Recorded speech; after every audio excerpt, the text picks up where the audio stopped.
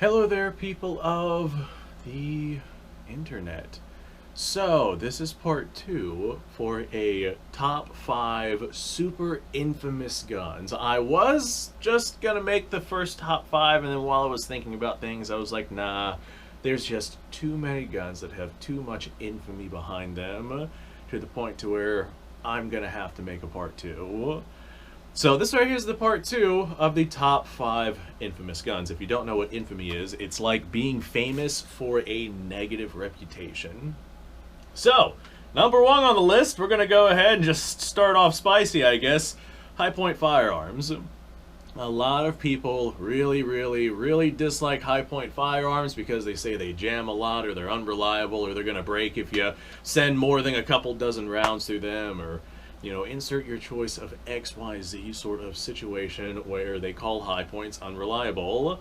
High point is actually exceptionally reliable, and for the price that you pay for these particular firearms, I get that they're ugly and I get that they're heavy, but you get a lot of gun for the amount of money that you spend, and they're relatively accurate. I've taken this particular one out. This is a high point 9mm carbine. I've taken this particular one out to 100 yards, and I've got 6 MOA out of it. I've got like full-fledged, full-power, bolt-action military surplus guns that can't even reach that level of accuracy. I think where the issue comes from high point's bad reputation with reliability is that people go out and source the cheapest bottom-of-the-barrel magazines that they can find. But if you go out and you get specific high point brand magazines for your high point carbine or high point handgun, whatever it is that you end up having, you're going to find that these firearm systems are exceptionally reliable. They do not deserve the reputation that they have gotten. They just get that reputation because they're ugly and they're cheap. And typically, whenever people buy cheap, ugly guns, they don't want to spend the extra $5, $6, $7 per magazine to get more magazines. They're just going to go out and get the cheapest bottom-of-the-barrel garbage that they can find. And those cheap bottom-of-the-barrel magazines tend to not work very well. High point, very infamous for not being good, completely undeserved. They are great little guns. All right, another one that I want to say has a lot of infamy behind it. This is a Moss 4956. Every time I break out this rifle, people scream at me about slamfire issues. The slamfire issue is not nearly as bad as people make it out to be, especially if you use proper primers. The only issue is most people go out and source 7.5 French from PPU, and PPU uses soft primers. Well, unfortunately, those primers are not designed for this system. Just like every other firearm out there, if you're using ammunition that is not designed for that system, you're going to have issues. Well, with this right here, these are designed for notoriously stout, like notoriously hard primers that the French would use. And if you use a hard primer versus the super soft primers that, say, PPU uses, then you're going to have well, no issues with slamfire. So if you use the proper stuff that the firearm was actually designed around, then you're not going to have that slamfire problem. All of that being said, these guns, they're typically old, and they typically have a lot of dust and crud on them. Make sure your firing pin chamber is cleared out, because that might potentially cause an issue as well. But if your gun is clean, and you're using the right kind of ammo to the right specifications that the firearm was actually designed around, you're not going to have any problems whatsoever. Or you can go out and just update the firing pin system altogether. You can get one of those like lightweight titanium fire pins. I think that they're titanium, if memory serves me correctly. Or you could get like a spring kit for your rifle to where the firing pin spring doesn't quite have all the oomph it needs to jump forward whenever the bolt slams closed to set off a round. Like, there's a couple of different things that you could do to ensure that you're not going to have any problems with this system. But even if you just have a bare bones stock system, use the right ammo for it to the right specifications, you're going to have no problem. Okay, another super infamous rifle. This one, oh god, this is probably going to be the most controversial topic on this discussion. That's going to be the AR-15. The media has absolutely demonized this rifle to the pinnacle of their capabilities, trying to paint it in a light for something that it definitely is not. for the most part.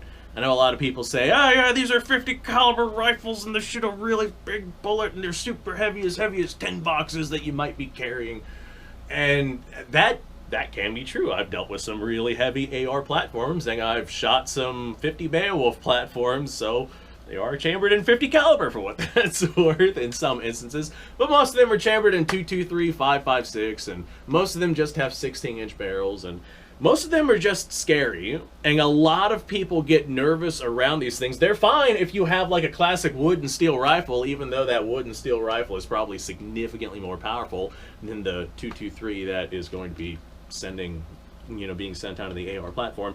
But the media says be scared of this, and whether we like it or not, a vast majority of people listen to the media, and I don't like it, you don't like it, but that's the reality that we have found ourselves in. So this is definitely an infamous rifle. This is the rifle that people think is used by people who want to just do as much harm as possible. In reality, it's used by people who just want a general purpose rifle to do most jobs that most of your average people are needing to come across. And you can set this up for whatever caliber it is that you want, and whatever legal barrel length it is that you want, and whatever setup it is that you want. You can do a lot with this. It's just designed for modularity and customization, but people don't understand that. They just see the black plastic scary. Oh no, the media says be scared because this is the choice of people who want to go out and do as much damage as physically possible. And I think a lot of that has to do with the fact that these are probably one of the most common rifles in the United States, and they're a super, super capable rifle, which is why most people pick this style of rifle. However, this right here, I think the AR, or just rifles in general, only make up like 1% or less than 1% of all the crimes that go on in the U.S., and a vast majority of them are done with handguns, but the media doesn't talk about that because they talk about this, because this is the scary thing that they want to get rid of, because once the precedent comes up that they're able to get rid of this, they're going to get rid of that and that and that and that and that. They're like, well, we got rid of this because of this reason. Well, this one over here also has that same reason. Let's get rid of that. And then this one over here, it has reasons that we got rid of that one for, so let's get rid of that. And then next thing we know, we're dealing with 1700s technology because, well, that's probably beyond the scope of this video. Super infamous rifle. Definitely not, definitely not, you know what, I'm not going to finish that statement. I feel like that would get me a lot of infamy as well. All right, up next on the list is going to be the AK-47. The AK-47 is the enemy's rifle. Basically, everywhere that the Western world goes, in the world, if we find ourselves in any sort of confliction with any other nation, we normally come up against AK rifles, and combine Hollywood and media and just public perception with this particular firearms platform. It's to the point to where research and studies have been done on people who have defended themselves with their own personal firearms. And if somebody defends themselves with an AK just because of the negative public perception of that particular rifle, the likelihood of them getting some sort of negative repercussion in the court systems is significantly higher than what it would be if they would have used like a Ruger Mini 14 or something that was less scary. This right here is the enemy's gun. This is what you would picture if somebody, like if you had allies of well, let's just say allies of any joint NATO anything, and they were going up against any other opposing force. Odds are they'd either be rocking old school military surplus because that was all they had, or they had old style AK-47s. And these right here are scary. They're cool looking, they're super cool, but dude, just the half a century of negative media outpost ever since like Korea, Vietnam, those time periods where 7.62x39 was being regularly seen on the battlefield, and well, the United States forces was regularly going up against it, and the AK platform just started popping up and causing problems. This is one of those things where whenever people see it, if they're not AK enthusiasts, they're like, oh no, that's the bad man's rifle. So if somebody uses that, they must be a bad man. Definitely has some super heavy infamy with the AK platform. Alright, last but definitely not least, this might be one of my favorite firearms ever, the M1 Carbine. Carbine? However it is you want to pronounce that. Chambered in 30 caliber carbine. Chambered in 30 caliber carbine. I guess I'm going to die on that hill. Carbine. Chambered in 30 caliber carbine. This right here has approximately the same power as .357 Magnum, or at least the same energy transfer on target. It sends a 110 grain projectile at approximately 2,000 feet per second, give or take. That's not a particularly heavy, hard-hitting cartridge. And, well, it's because of that this this carbine, has people have decided that this is not a very powerful system. Even though it is relatively powerful, especially in comparison to other PCCs we see nowadays, like, say, 9mm, which is probably the most common PCC cartridge.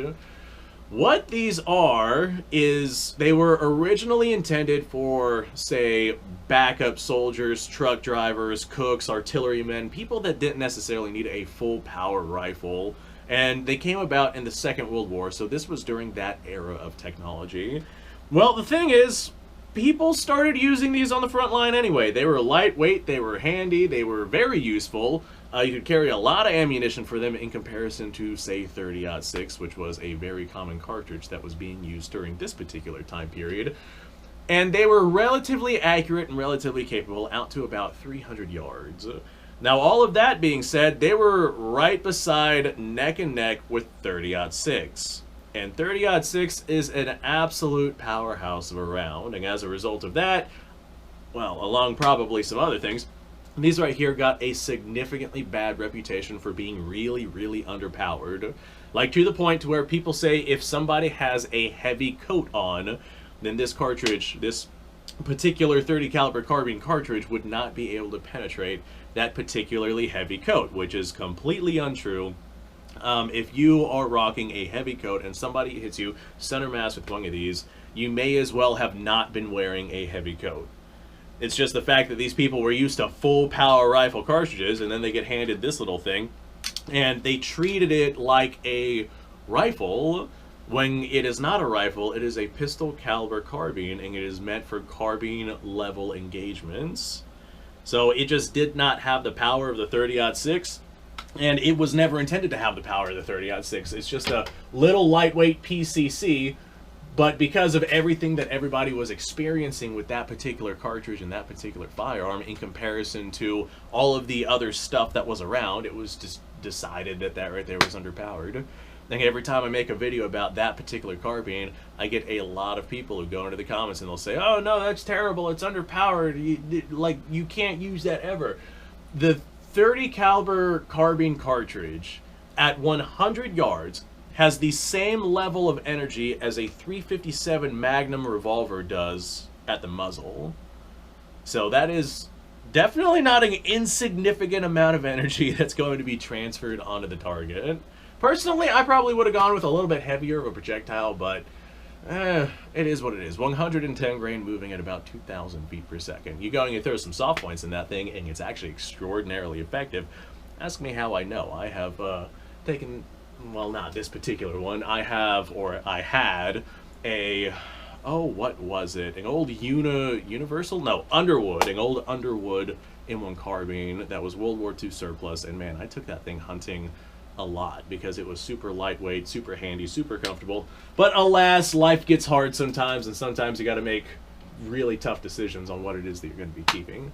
But there we go. That is 5 more infamous firearms. Hopefully you guys enjoyed my part 2 to this little video series.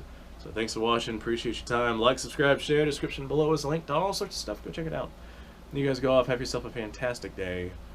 I'll see you on the next episode. I'm remembering I have something on the stove, and it is probably burnt beyond reason.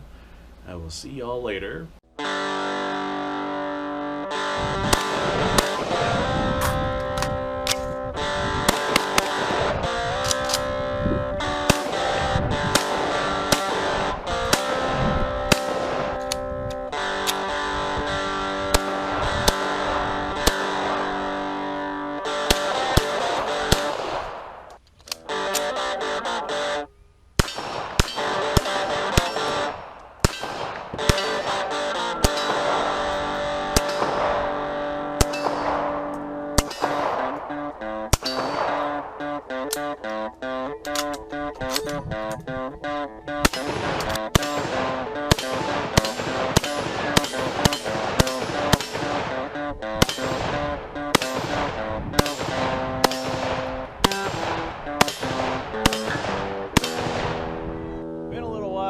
I've done this.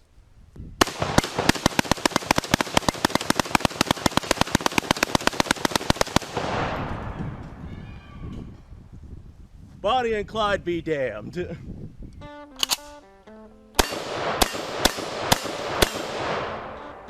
Poor man's Garrett.